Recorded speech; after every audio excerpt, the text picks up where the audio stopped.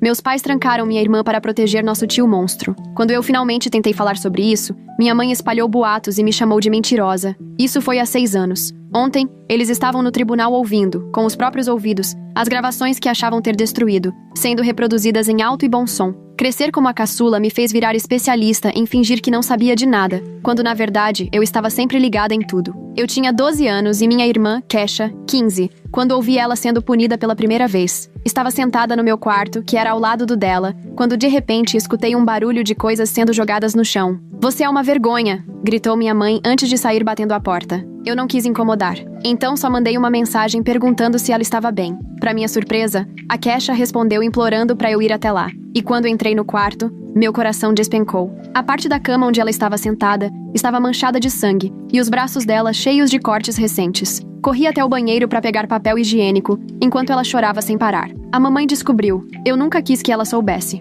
Eu não sabia o que dizer, então fiquei quieta, só fazendo pressão nos ferimentos. Quando terminei, ela agradeceu e me pediu para dormir com ela naquela noite. Aceitei sem imaginar que seria uma das últimas vezes que eu veria minha irmã daquele jeito, porque no dia seguinte acordei com meu pai batendo nela com um chicote de couro preto. "Como você tem coragem de arrastar sua irmãzinha pro seu buraco?" Ele gritou antes de me expulsar do quarto. Sentei na escada, ouvindo tudo como se ela estivesse numa câmara de tortura. No meio do barulho, minha mãe subiu as escadas e me viu ali. Achei que ela fosse mandar meu pai parar, ou pelo menos me dar um abraço. Mas não, ela só disse: "Não sinta pena dela. Sua irmã mereceu." E mandou eu descer para tomar café com panquecas feitas por ela mesma. No ônibus para a escola, mandei mensagem de novo para saber se Kesha estava bem. Mas dessa vez, ela nem chegou a abrir. No fim do dia, corri para casa o mais rápido que pude. Mas Kesha não estava lá. Quando me virei, dei de cara com minha mãe, de braços cruzados. "Sua irmã precisava de ajuda séria", disse ela em tom baixo. "Então mandamos ela para uma clínica, para ela melhorar."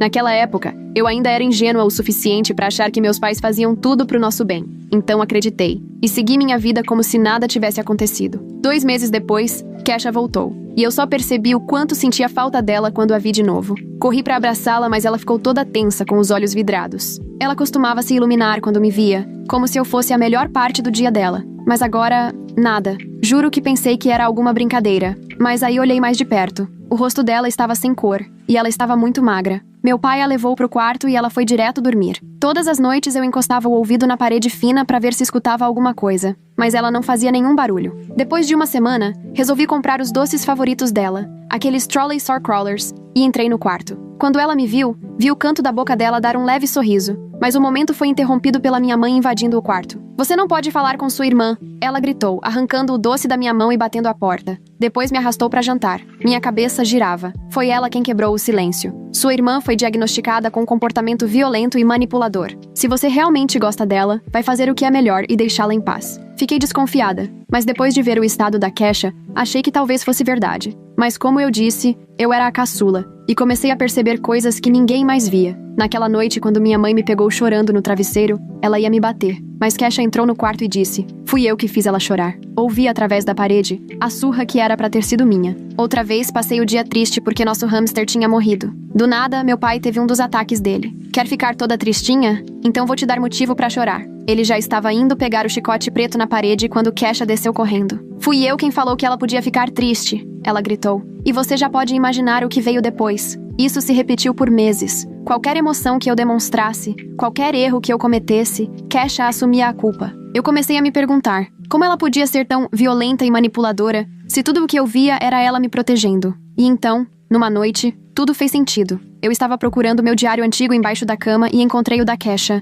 de antes dela ir para tal clínica. A maioria das páginas tinha sido arrancada, mas uma ainda estava lá. A data era de 1 semana antes da mamãe descobrir os cortes. Mamãe pegou o tio Ray no meu quarto de novo. Disse que, se eu contar pra alguém, ela vai deixar ele começar a visitar a Millie, meu nome, em vez disso. Talvez se eu estiver quebrada o suficiente, eles me mandem embora e eu não possa contar pra ninguém mesmo. Naquele momento, tudo se encaixou. Por que ela foi mandada embora? Por que não podia mais falar comigo? Ela estava tentando me proteger. Sempre esteve. E aqueles cortes não eram um pedido de socorro. Eram a única forma que ela encontrou de parecer quebrada o suficiente para ser mandada para longe. Para manter o tio Ray afastado. Afastado de mim. Para que os abusos não virassem meu pesadelo no lugar do dela. Fiquei sentada no chão do quarto, com o diário nas mãos, tremendo tanto que mal conseguia reler as palavras. Tio Ray. Só de ouvir o nome, meu estômago embrulhava. Era o irmão da mamãe, que vinha almoçar com a gente aos domingos e trazia aquelas balas de caramelo horrorosas que ninguém gostava. Tinha uma risada esquisita e abraços que duravam tempo demais. Mas eu nunca,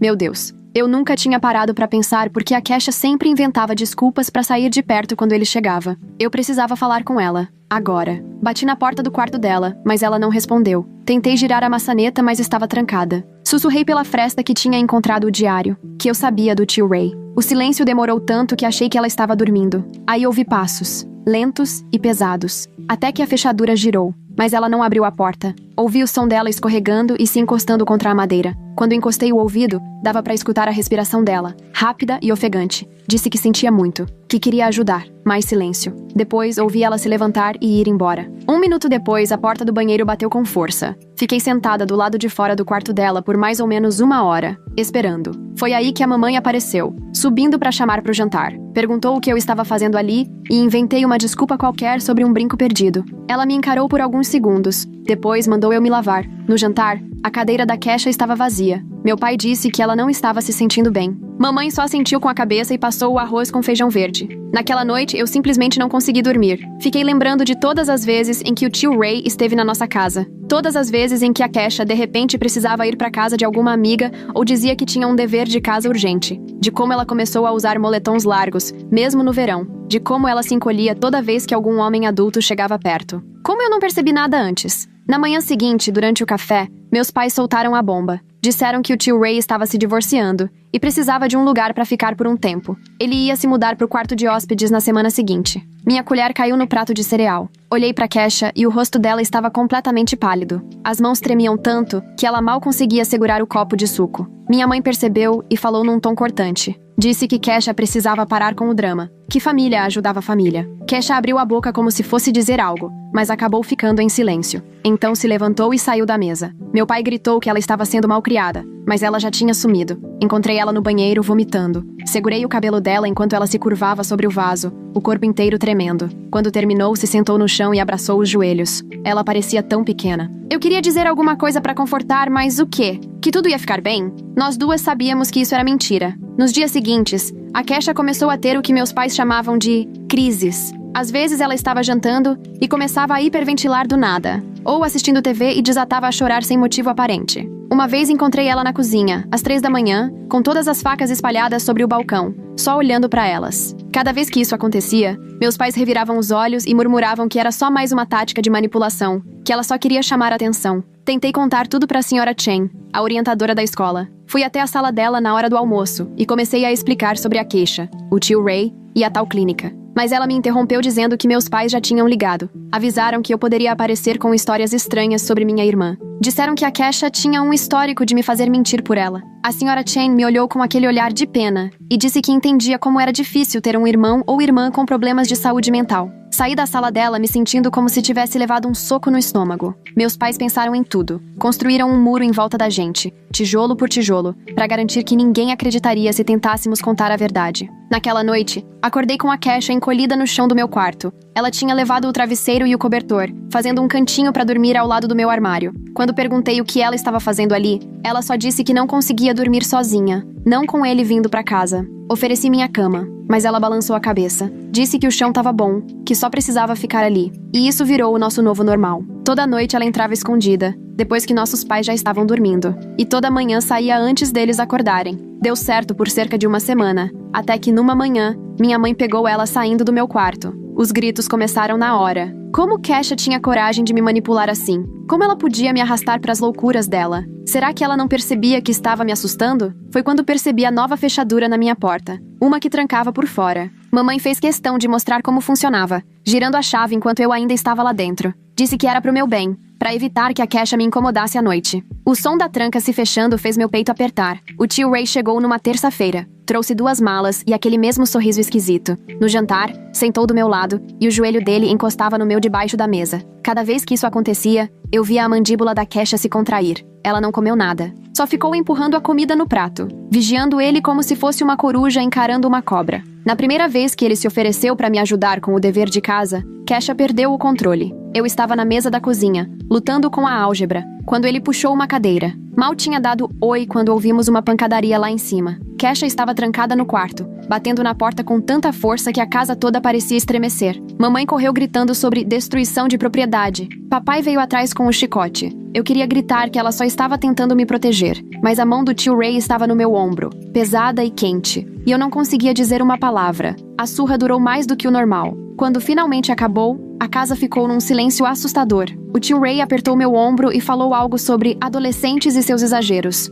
O hálito dele cheirava a café e cigarro. Fugi pro banheiro e vomitei, assim como a Kesha fazia. Depois disso, tudo piorou rápido. O tio Ray sempre dava um jeito de estar perto de mim, oferecendo ajuda, ligando a TV, querendo me levar de carro. E cada vez que isso acontecia, a Kesha tinha outra crise. Ela quebrou uma janela tentando sair do quarto trancado. Gritou tão alto que os vizinhos ligaram perguntando se estava tudo bem. Ficou 3 dias sem comer. A solução dos meus pais? Mais castigos, mais isolamento. Colocaram grades nas janelas, tiraram o celular dela, removeram tudo do quarto que pudesse machucar ou quebrar. Transformaram o quarto da minha irmã numa cela. E mesmo assim ela não parava. Mesmo assim, ela reagia toda vez que o tio Ray se aproximava de mim. Comecei a encontrar bilhetes escondidos pela casa. Mensagens no meu caderno dizendo para nunca ficar sozinha com ele. Um apito dentro do meu estojo. Números de telefones de emergência anotados em pedacinhos de papel, escondidos nos meus sapatos. Mesmo trancada, mesmo machucada, ela ainda tentava me proteger, até que encontrei o celular. Era um flip phone antigo, escondido dentro de uma caixa de absorventes debaixo da pia do banheiro. Quando abri, tinham dezenas de áudios. Apertei o play em um deles e ouvi a voz do tio Ray, baixa e ameaçadora, dizendo pra alguém se comportar, dizendo que ninguém acreditaria mesmo, dizendo pra pensar na irmãzinha. Minhas mãos tremiam tanto que quase deixei o celular cair. Aquilo era a prova. Eu tinha que mostrar pra alguém, contar pra alguém, fazer alguma coisa. Mas quando saí do banheiro, minha mãe estava lá. Ela estendeu a mão e na hora eu soube que ela tinha ouvido tudo. Tentei correr, mas ela agarrou meu braço. Pegou o celular e o jogou contra a parede. Os pedaços se espalharam pelo chão. Ela disse que a Kesha estava ficando pior, que agora estava inventando gravações falsas, criando mentiras elaboradas para alimentar as ilusões. Você não vê como sua irmã está doente? Ela precisa de ajuda, disse ela. Eu queria gritar que quem estava doente era ela, mas fiquei parada, só olhando ela varrer os pedaços do que era a nossa única prova. Naquela noite no jantar, anunciaram que a Kesha voltaria para a clínica, uma internação mais longa dessa vez, talvez definitiva. Tinham encontrado um lugar especializado em casos como o dela. O tio Ray assentiu com a cabeça, dizendo que era o melhor a se fazer. Eu não consegui comer nada. Fiquei só encarando meu prato enquanto eles falavam da minha irmã como se ela fosse um problema a ser resolvido.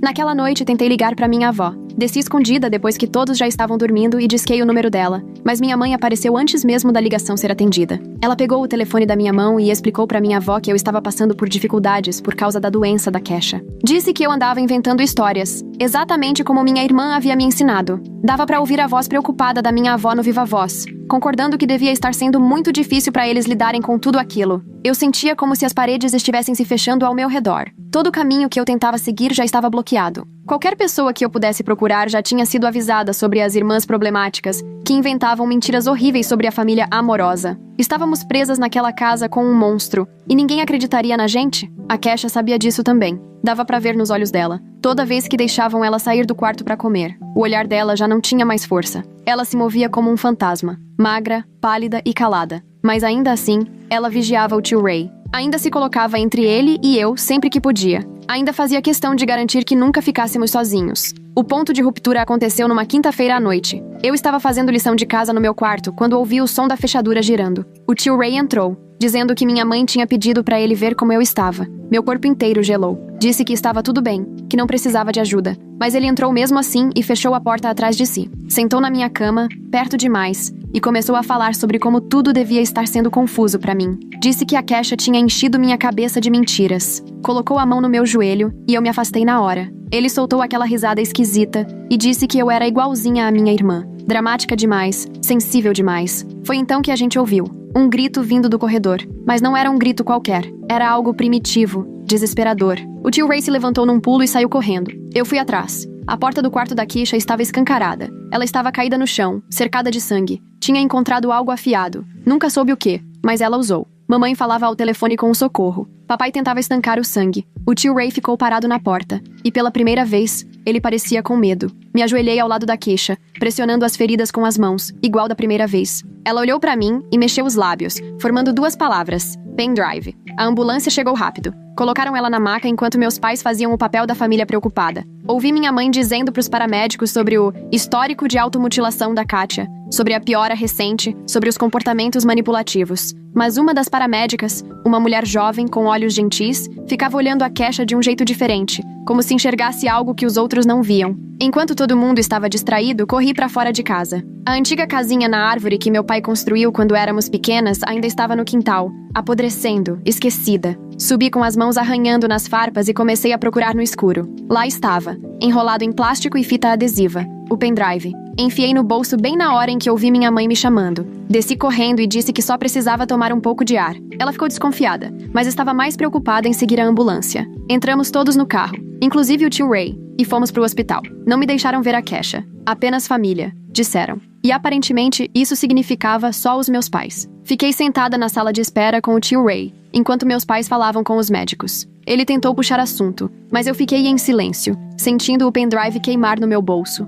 As horas passaram. Finalmente, um médico saiu e disse que a Kesha estava estável. Ela precisaria ficar em observação e talvez ser transferida para uma clínica psiquiátrica. Meus pais assentiram como se já esperassem por isso, como se tivessem planejado. O tio Ray colocou a mão no meu ombro de novo, e dessa vez eu nem tinha energia para me afastar. Mas aí algo inesperado aconteceu. Outro médico apareceu, pedindo para falar com meus pais em particular. Eles ficaram confusos, mas foram. Fiquei sozinha na sala de espera com o tio Ray, e sentia os olhos dele me encarando. Ele começou a dizer alguma coisa, mas eu me levantei e fui direto pro banheiro. Lá dentro, tranquei a porta e tirei o pendrive do bolso. Eu precisava ver o que tinha ali, mas não tinha computador. E meu celular estava em casa. Fiquei ali parada, segurando aquele pedacinho de plástico que podia salvar a gente, sem nenhum jeito de acessar o conteúdo. Quando saí do banheiro, o caos havia começado. Policiais falavam com meus pais. Minha mãe chorava, dizendo que devia haver algum engano. Meu pai estava vermelho de raiva, exigindo saber o que estava acontecendo. O tio Ray tinha sumido. Uma policial se aproximou de mim. Ela se apresentou como oficial Martinez e perguntou se eu era a Millie. Quando confirmei com a cabeça, ela se ajoelhou para ficar na minha altura. Disse que a Kesha tinha contado algumas coisas e que precisavam investigar, que talvez eu precisasse responder algumas perguntas. Meus pais tentaram intervir, dizendo que eu estava confusa, que a Kesha tinha me enchido de ideias malucas. Mas a oficial Martinez ergueu a mão, pedindo silêncio. Disse que a Kesha tinha sido muito específica, que ela havia documentado tudo, que estava tentando me proteger. Perguntou se eu sabia de algo sobre isso. Eu senti o pendrive no meu bolso. Aquele era o momento, a chance de mudar tudo. Mas quando olhei para o rosto dos meus pais, cheios de raiva e medo, eu hesitei. Eles tinham sido tão cuidadosos, tão meticulosos. E se os policiais não acreditassem? E se o pendrive sumisse, como aconteceu com o celular? Foi então que vi ela, a paramédica dos olhos gentis. Ela falava com outro policial, gesticulando com intensidade. Ouvi algo sobre obrigação de denúncia, sobre sinais que ela reconheceu, sobre como fez questão de ficar sozinha com a Kesha no caminho para o hospital. Meus pais começaram a gritar mais alto, falando de processos,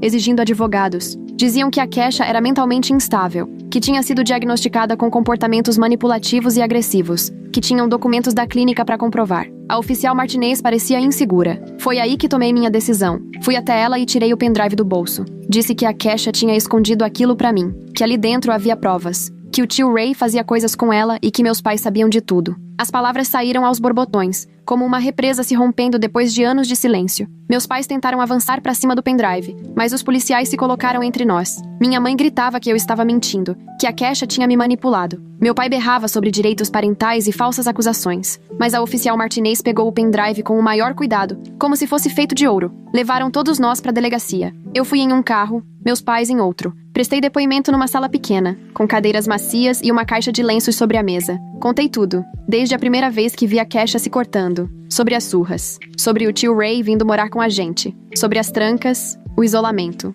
e como eles convenceram todo mundo de que nós éramos loucas. O detetive que me ouviu foi paciente. Me deixou falar sem interromper. Quando terminei meu depoimento, ela disse que precisavam analisar o que tinha no pendrive, que eu tinha feito a coisa certa. Disse que a Kesha foi muito corajosa, e que eu também fui. Depois fiquei sabendo o que aconteceu dentro daquela ambulância. A Kesha usou os próprios ferimentos como uma jogada calculada. Ela sabia que precisariam levá-la ao hospital. Sabia que durante o transporte, estaria sozinha com profissionais de saúde pela primeira vez em meses. A paramédica, que identificou os sinais de abuso, era treinada em resposta a traumas. Ela já tinha visto vítimas demais para não reconhecer o olhar da Kesha. E foi durante aquele trajeto que Kesha contou tudo. Sobre o tio Ray, sobre o encobrimento, sobre o pendrive escondido na casa da árvore. A paramédica seguiu o protocolo, avisou sua supervisora, que então contatou a polícia. Quando a gente chegou ao hospital, a investigação já tinha começado. O pendrive tinha tudo. Fotos dos ferimentos da Kesha que ela tirou escondido, gravações de áudio com ameaças do tio Ray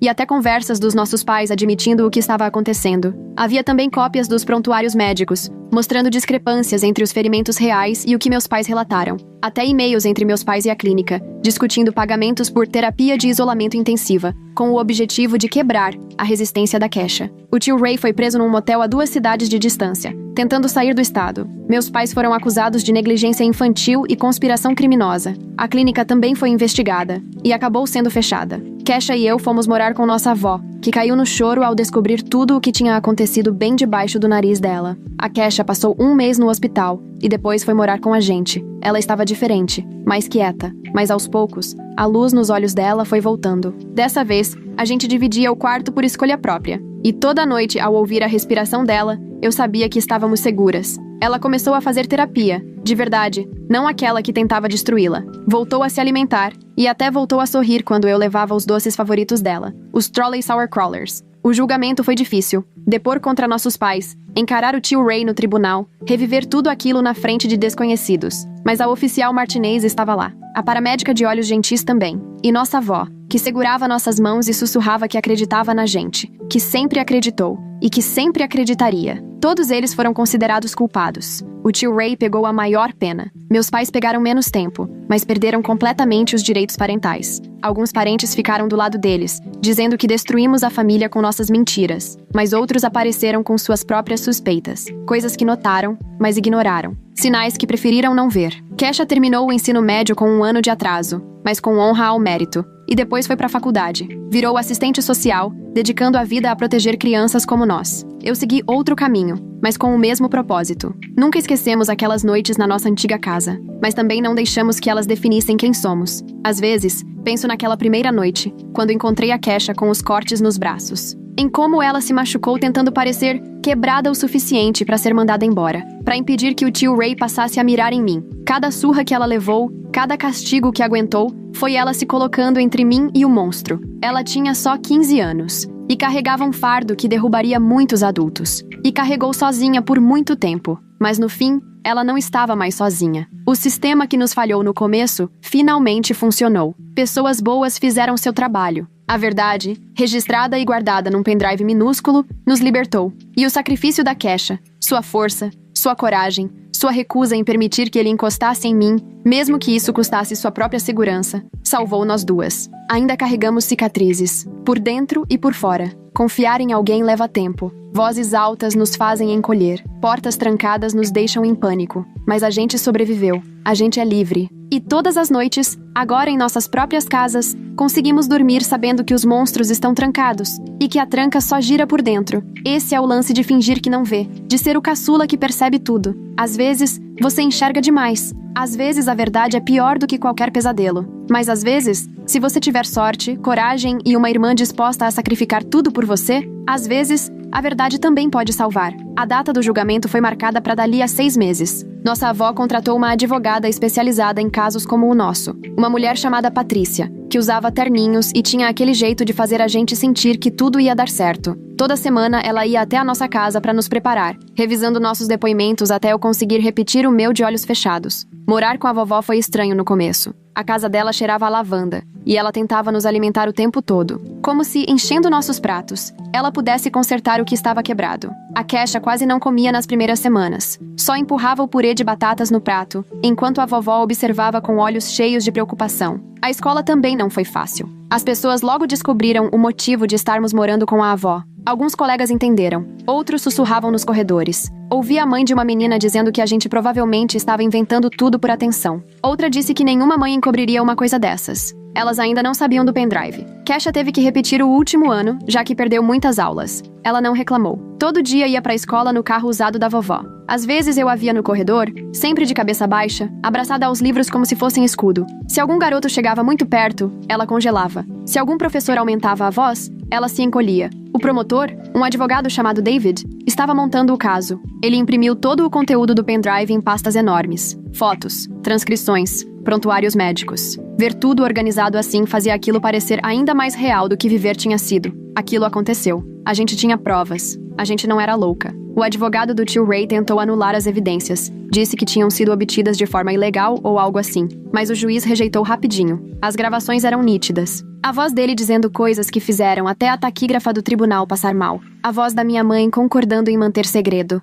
A voz do meu pai ameaçando a Kesha caso ela contasse pra alguém. Meus pais contrataram advogados separados. Tentaram jogar a culpa um no outro. Minha mãe disse que o pai me forçou a aceitar tudo. Meu pai disse que foi a mãe quem convidou o Ray pra morar com a gente. Acho que os advogados mandaram eles calarem a boca, porque depois da primeira semana, eles pararam de dar entrevistas. A Patrícia fez simulações com a gente no escritório dela, fingindo ser a advogada de defesa, fazia perguntas duras. Por que vocês não contaram antes? Se a Kesha não era doente, por que ela se machucava? Como vocês têm certeza de que as gravações são verdadeiras? Cada pergunta era como um soco, mas a Patrícia dizia que era melhor se preparar. A Kesha começou a fazer terapia 2 vezes por semana. Terapia de verdade, com uma psicóloga especializada em traumas. Ela voltava exausta das sessões, com os olhos vermelhos de tanto chorar, mas aos poucos, algo começou a mudar. Ela voltou a fazer as refeições com a gente, começou a ouvir música de novo. Chegou até a rir uma vez, quando eu tropecei no gato da vovó. A defesa tentou de tudo para nos descreditar. Descobriram que eu tinha reprovado numa prova de história, e tentaram usar isso para me pintar como uma mentirosa carente de atenção. Reviveram cada vez que a Kesha teve problemas na escola.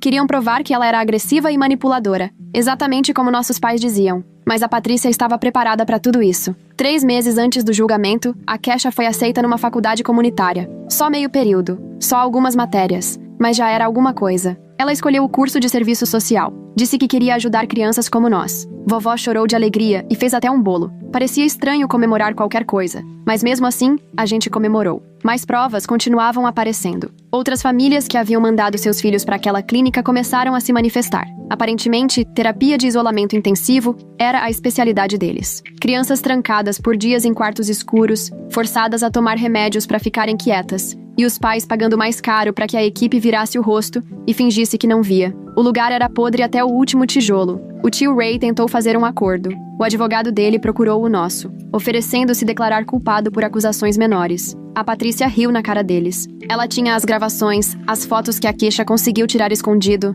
meu depoimento sobre a noite em que ele entrou no meu quarto. Ele não ia sair ileso. Meus pais continuavam tentando contato. Cartas começaram a chegar na casa da vovó, cheias de desculpas e explicações. Diziam que só queriam proteger a família, que nunca imaginaram que as coisas chegariam tão longe, que nos amavam e queriam que voltássemos para casa. A vovó queimou cada uma delas na lareira. O julgamento finalmente começou numa segunda-feira de abril. O tribunal era um prédio de pedra enorme que me fazia me sentir minúscula. Tinha repórteres do lado de fora, mas a Patrícia nos levou por uma entrada lateral. A sala do tribunal cheirava a madeira velha e medo. Sentei entre a vovó e a Kesha, tentando não vomitar de nervoso. As declarações iniciais foram pesadas. A promotoria apresentou tudo em ordem cronológica. O abuso, o encobrimento, a clínica, as gravações. O David foi direto, montando o caso peça por peça. A defesa tentou nos pintar como meninas problemáticas, que inventavam histórias. Disseram que as gravações estavam fora de contexto, que a automutilação da Kesha era prova de que ela era instável. Quando tocaram a primeira gravação, minha mãe começou a chorar.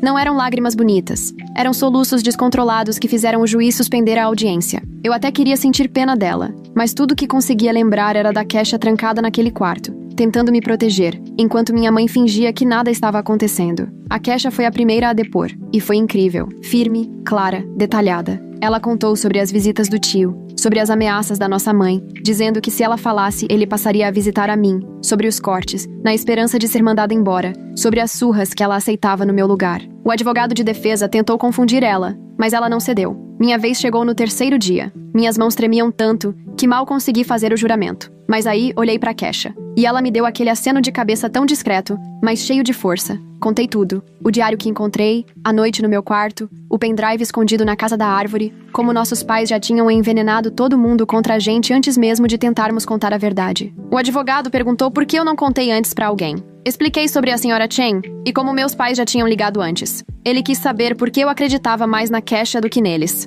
Eu respondi, porque ela sangrou por mim, apanhou por mim, Sacrificou tudo para me manter segura. Pais deveriam proteger os filhos, não encobrir monstros. O tio Ray resolveu testemunhar em defesa própria. Grande erro. Tentou dizer que tudo foi consentido, que a Kesha tinha dado abertura. A promotoria destruiu esse argumento com as gravações. A voz dele ameaçando uma adolescente de 15 anos, dizendo que ia começar a me visitar em seguida. No fim, até o advogado dele parecia enojado. Minha mãe testemunhou dizendo que tinha medo do meu pai, que ele a obrigou a se calar. Mas os e-mails destruíram essa versão. As mensagens dela para a clínica, pagando extra pela terapia de isolamento. A voz dela nas gravações, fria e calma, dizendo pro Ray ser mais cuidadoso. As buscas no histórico dela sobre como lidar com adolescentes problemáticos, que fazem acusações. Meu pai tentou dizer que não sabia de nada, que achava que a Kesha estava inventando por atenção. Mas tinha uma gravação dele dizendo ao Ray para manter tudo em segredo e prometendo dar um jeito na Kesha, se ela causasse problemas. As próprias palavras dele enterraram qualquer defesa.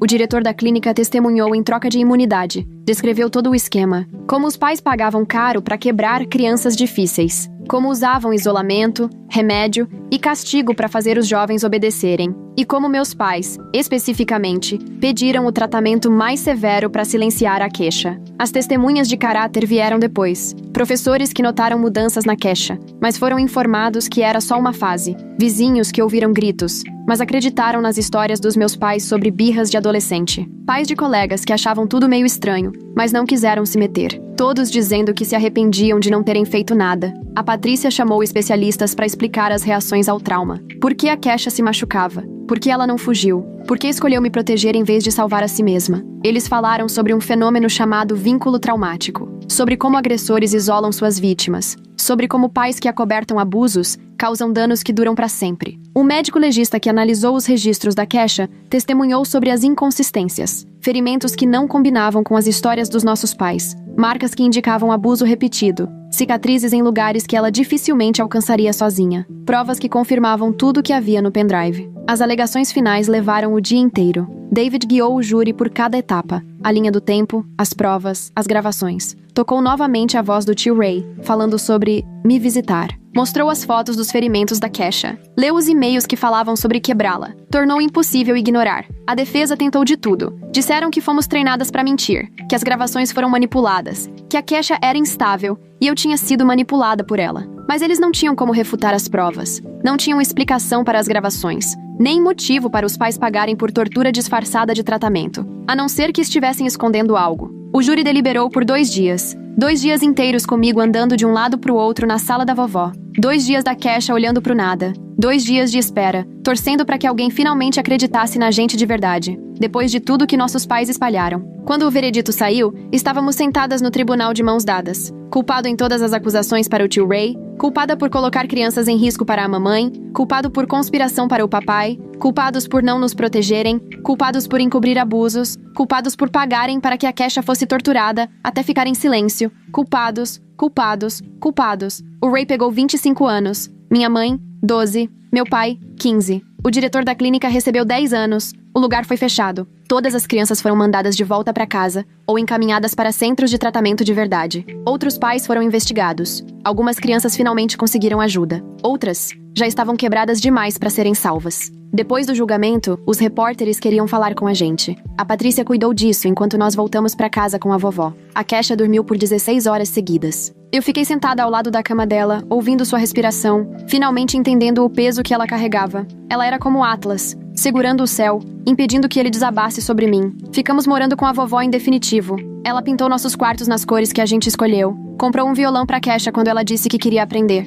Deixou eu ter um cachorro mesmo sendo alérgica. Passou o resto da vida tentando compensar por não ter enxergado o que estava acontecendo. Mesmo depois de a gente dizer, várias vezes, que nada daquilo era culpa dela. A Kesha virou assistente social. Levou 6 anos pra se formar, porque às vezes o passado ainda puxava ela pra trás. Mas ela conseguiu. Hoje, trabalha com crianças. Com aquelas que ninguém acredita. Ela sabe o que procurar. Sabe como ajudar. Ela salva essas crianças do mesmo jeito que salvou a mim. Eu virei professora. Ensino no fundamental. Talvez assim eu consiga perceber os sinais mais cedo. Ser o adulto que presta atenção, que faz as perguntas certas, que não se contenta com respostas fáceis, que ensina às crianças que segredos que machucam não devem ser guardados. A gente quase não fala com o resto da família. Eles escolheram um lado. E não foi o nosso. Mas nós construímos uma nova família. Amigos que viraram irmãs. Mentores que viraram mães. Pessoas que acreditaram na gente desde o início e nunca duvidaram. Pessoas que entenderam que família de verdade não é sangue, é quem está presente. Às vezes, ainda tenho pesadelos com aquela tranca na minha porta.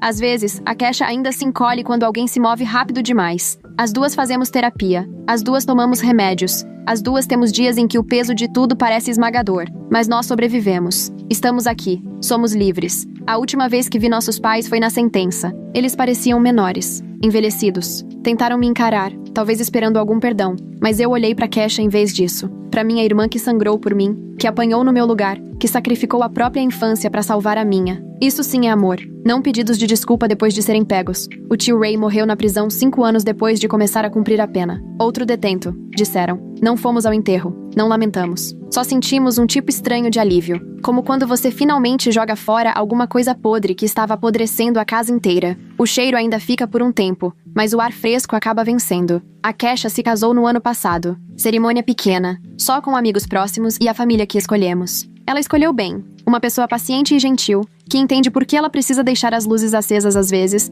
por que ela verifica as trancas 3 vezes, por que não consegue assistir certos filmes. Ele a ama mesmo assim. Talvez até mais por causa da força dela. Eu estou na pós-graduação agora, estudando psicologia infantil. Quero entender melhor como ajudar crianças como nós. Minha tese é sobre proteção entre irmãos em lares abusivos. Como irmãos mais velhos viram escudos, como se sacrificam, como esse trauma molda a vida de ambos para sempre. A Kesha lê meus rascunhos, corrige o que eu deixo passar, compartilha o que eu não percebo. A gente se manda mensagem todo dia, nada demais, só pra saber se está tudo bem. Memes bobos, reclamações do trabalho, fotos do meu cachorro, coisas normais de irmãs que nunca pudemos ter antes. Estamos recuperando o tempo perdido, construindo o vínculo que nos foi roubado. É diferente do que poderia ter sido, mas é nosso. Semana passada foi o aniversário do dia em que ela voltou da clínica. A gente normalmente não marca essa data, mas esse ano foi diferente. Nos encontramos para almoçar, só nós duas. Sentamos ali, comendo sanduíches, sem falar do passado, mas as duas sabiam. As duas lembravam. As duas estavam gratas por termos conseguido sair de lá.